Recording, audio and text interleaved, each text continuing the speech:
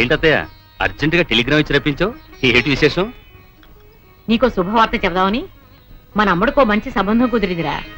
అలాగా? మన హోదాకి తగ్గదేనా? ఎవరనుకుంటున్నావురా? మన వీరయ్య దొర మనవడు. ఓ, వీరయ్య దొర మనవడా? అయితే ఇంకే, మన హోదాకి అంతస్తుకి తగ్గ సంబంధమే. కుర్రాడు బాగుంటాడు అత్తయ్య? మన్మధుల్లా ఉంటాడు. కుర్రవాడు బుద్ధిమంతుడు కూడా. ఆహా. మన సౌందర్యతో కలిసి చదువుకుంటున్నాడు. ఆహా. జంట చూడ ముచ్చటగా ఉంటుందిరా. పిల్లలిద్దరు కూడా ఇష్టపడుతున్నారు. పెద్దవాడుగా మనం చేయవలసింది చేద్దాం. నువ్వేమంటావు? నాదే ఉంది అత్తయ్య, దాని మంచి అట్లు నాకంటే నీకే బాగా తెలుసు.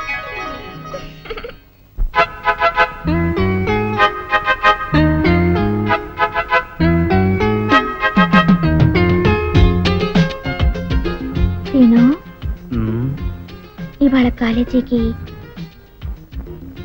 డుమ్మా కొడదామా?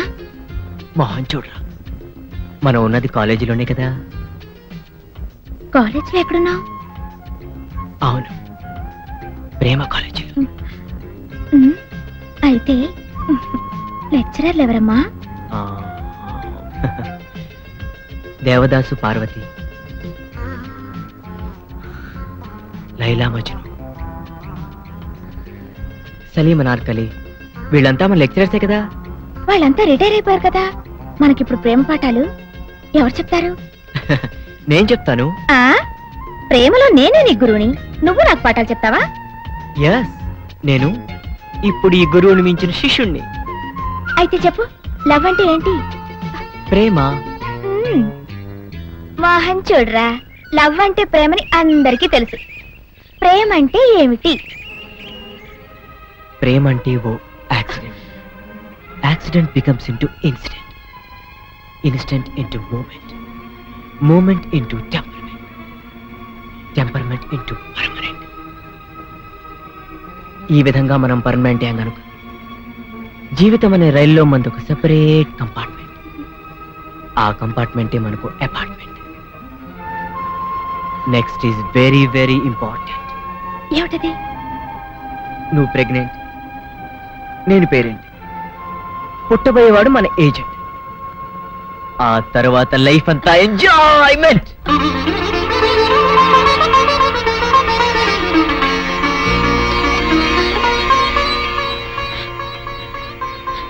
మోహన్ చూడరా. అమ్మా, నాన్న, నాన్న, గౌరీ బయటికి రండి.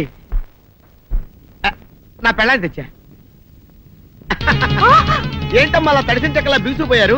నేను ఇన్నాళ్ళు చెప్తూ వచ్చానే, నా కోసం నాగసుందరం వెతుక్కుంటూ వస్తుందని. ఇదే ఫ్రెష్ గా బేతాళం నుంచి, సారీ పాతాళం నుంచి వచ్చింది సర్పసుందరి. పెళ్లి చేసుకుని వచ్చా. నమస్కారం అత్తయ్య గారు. అమ్మా అమ్మా, ఇదేవతో నీకు టోపీ వేసిందిరా నాయన. ఏమండి ఏమండి? ఏంటి మిమ్మల్ని అనేది అంటుంది? అంటే నువ్వు నాకు టోపీలా ఉన్నావనన్నమాట, అంటే కిరీటంలా ఉన్నావని అన్నమాట. రామచంద్ర, ఇదేమిటే? అయ్యో, నా కొప్ప మురిగింది. లంగా అయితే మొహమ్మద్ తీసుకుంటావంటే? దించవే, దించు, దించవే. ఇది మా నాగులో కాసారం. పావుగా ఉంటే తోకెత్తి నెత్తి మీద పెట్టుకునేదాన్ని. మనిషిగా మారాను కాబట్టి లంగా అయితాను. నా గ్రహచారం ఇదే ఆచారమే. అవును, పెళ్ళయ్యాక మేము పరాయి మగాడి మొహం చూడకూడదు. చూస్తాయే సీపాడు పరాయి మగాడిని ఎట్టగండి చూసేది. సిగ్గు ఏమి సిగ్గే? నువ్వు లంగా అయితే మొహమ్మద్ వేసుకుంటే అమ్మో నేను చెప్పలేను దేవుడు. సిగ్గులేదా? చూసినట్టు నాకు తెలియదు కదా. నోరు మూసుకొని అమ్మక్కడ మాడ. నీ లాజిక్ నట్టేట్లో కలవా? నీకు ఈ ఆచారం ఉందని తెలిస్తే ఊళ్ళో వాళ్ళందరూ పొద్దున లేచి నా ఇంటి ముందు నిలబడతారు. నువ్వు వాళ్ళని చూసి లంగా పైకి ఎత్తితే అమ్మో నాన్న నువ్వు వెనక తీసుకుంటూ లోపలికి వెళ్ళు. వెళ్ళాడు, దించు. నాగులు, నా కోసం ఈ ఆచారం మార్చుకోలేవా? కట్టం నీకు ఇట్టలేతే చెప్పు, నేను మా నాగలోకానికి వెళ్ళిపోతా. వద్దులే, పరాయి మగాడిని కంటపడకుండా నేనే చూసుకుంటాను. పద లోపలికి. సీనుబాబు, ఏంటి? మా ఇంట్లోకి పాము వచ్చింది. కొట్టెళ్ళవా? ఎక్కడ? అదిగో మంచం కింద.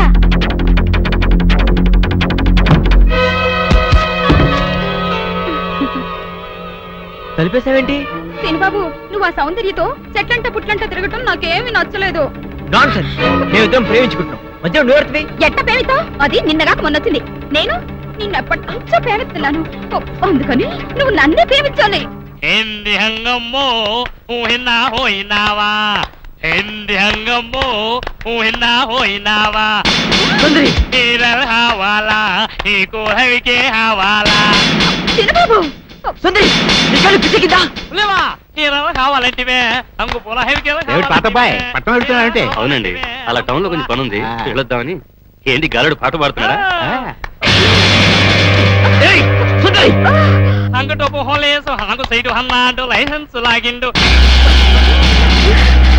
ఏమిటి? సిగ్గులేదు? అటికా హాతి హిండు నా హిపు హాపు హిండు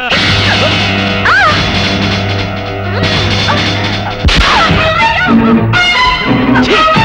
సిగ్గులేదు? ఆడదాన్ని కాబట్టి బతిపోయావు, లేకపోతే పడి చచ్చుడిదా.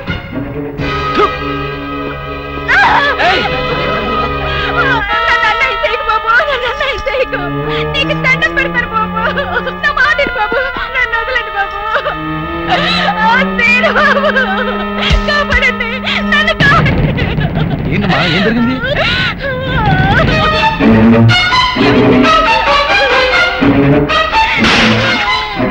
అమ్మో నా తల్లి, అమ్మా సుందరి, ఏమైంది నీకు? ఏమైంది సుందరి? అక్క ఇదేను బాబు, నేను లోపల కోసం చదువుకుంటుంటే నన్ను నిన్ను ఏం చేశాడు చెప్పు. ఆడు చేశాడు అక్క. మీరే చూసారుగా బాబు కళ్ళారా, పెద్దగా కనపడుతూ ఎంత మాడు పని చేశాడు. మీరైనా చెప్పండి, నా చెల్లెలు బతుకు కాపాడండి. అమ్మా సుందరి.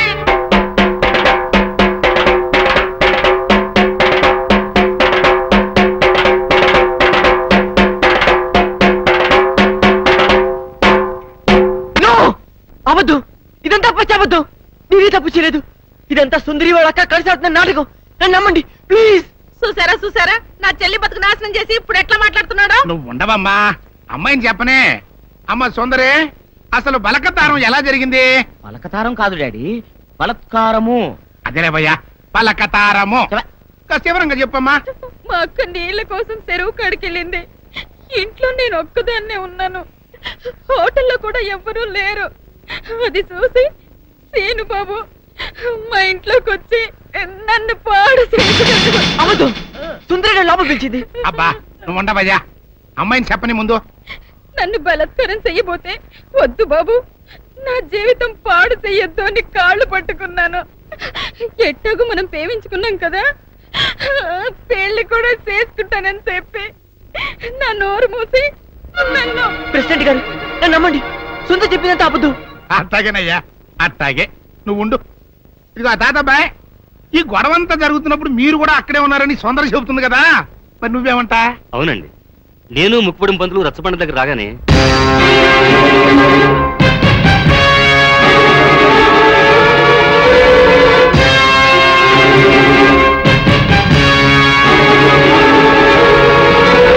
మీరు చూసింది విన్నది అంతా అబద్ధం. ఇదంతా కొందరు వ్యక్తులు తమ స్వార్థం కోసం కావాలని పని నక్కుంటారా. నా మనవడు ఎప్పుడూ అలాంటి తప్పు చేయడు. ఇదిగో జానకమ్మ, ఆడవాళ్ళలో పెద్దదానివిగా నీ అభిప్రాయం ఏంటో కూడా చెప్పు. ఏ ఆడపిల్ల 10 మంది ముందు సిగ్గు విడిచి తనకి మానభంగం జరిగిందని చెప్పుకోదు. అలా చెప్పుకుందంటే ఆ అమ్మాయి చెప్పింది నిజమని నమ్మాల్సి వస్తుంది. ఎందుకు నమ్మాలి? ఆ అమ్మాయి నా మనవడిని పెళ్లి చేసుకోవాలని ఆశపడింది. నా మనవడు కాదన్నాడని ఉక్రోషంతో ఎలాగైనా వాడిని పెళ్లి చేసుకోవాలని ఇలా చెప్పుండొచ్చు కదా. ఏరైదరా, న్యాయం చెప్పడానికి సాత్యకం ముఖ్యమయ్యా, అంతేగాని ఇట్ట జరిగి ఉండొచ్చు కదా, అట్ట చెప్పు ఉండొచ్చు కదా అంటే ఎట్ట కుదురుతాయా. కనుక ఇక్కడున్న పెద్ద మనుషుల అభిప్రాయాలతో పాటు నేను కూడా సీనుబాబు తప్పు చేశాడని నమ్ముతున్నాను.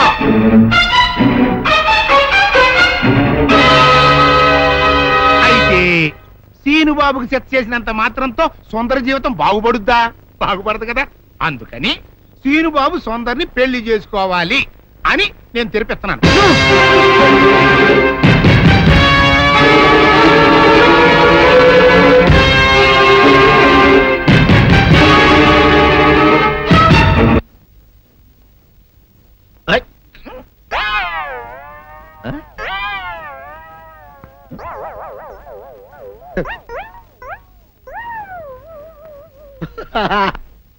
అల్లుడు గారు, ఇదేంటండి ఎవరో చచ్చిపోయినట్టు దిగాలుగా కూర్చున్నారేంటండి? మావా అల్లుడు అల్లుడు నా బేటీకి బేటీకి ఏమీ కాల 300 కప్పలు తిన్న పావులాగా నిగడ తీసుకొని పడుకొని ఉంది. చూపిస్తా పద. ఏమన్నా? చూడు.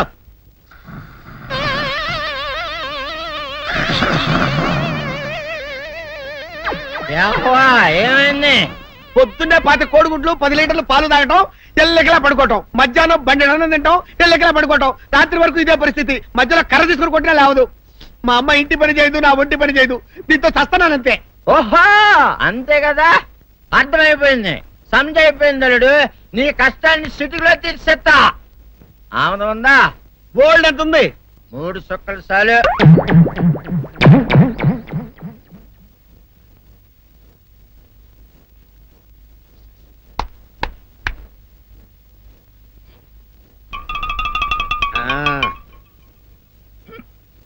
అల్లుడు ఆ, చెప్పు, ఇప్పుడు ఏం పని చేయాలి? ఉదయం లేవగానే ఇల్లు వాకిలి చిమ్మి రంగవల్లులు దిద్దటం, ఇంట్లో వాళ్ళ బట్టలన్నీ ఉతకటం, వంట వార్పు చేయడం. అంతేనా? అంతే మామ, నీ మీసమదొట్టు. వెంకట సుబ్బమ్మ ఉఠో, లేచి నీ కాలు అందరి మీద బయట కట్ట, బయటికి దాలో.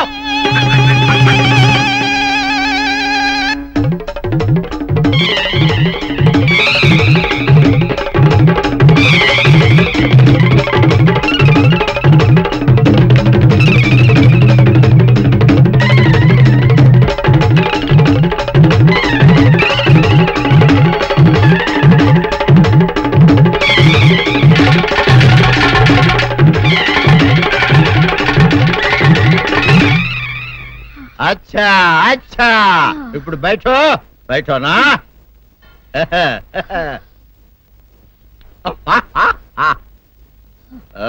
అల్లుడు ఆ. ఇప్పుడు అందరికీ సంతోషమే కదా? ఆ, సంతోషమే. అమ్ముడు వెళ్ళొస్తా, వెళ్తూ. మామ నీ కూతురు ఇంటి పని అంతా శుభ్రం చేసింది. అది అంటే అది మరి ఆ పను నీ పైన ఓహో అర్థమైంది అల్లుడు, అర్థమైంది. అల్లుడు రాత్రికి శోభనంగా అందంగా అలంకరించుకో, ఆ తర్వాత నేను చూస్తా. ఆ శ్రమ నీకెందుకులే మావా. సాధారణంగా అల్లుళ్ళు కట్నం కింద కార్లు, స్కూటర్లు, వాచీలు, ఉంగరాలు అడుగుతారు కదా. నేను నిన్ను ఇప్పుడేమైనా ఏమైనా అడిగానా మావా? ఏవాడాలా? ఇప్పుడు చిన్న చిరుకాన కోరతాను, కాదనకుండా ఇస్తావా మావా? బిల్కుల్ తప్పకుండా ఇస్తావు కదా మావా? ఓ నా మాట కదనగను మావా. అననా ఒట్టు ఒట్టా. నీకు దండం పెడతా నీ డోలీ మావా. ఎందుకు? దీన్ని తీసుకొని వాయించి మీ అమ్మాయి చేత పని చేయించుకుంటా. ఓహా ఓహా, क्या दिमाग है रे तुम्हारा बेटा?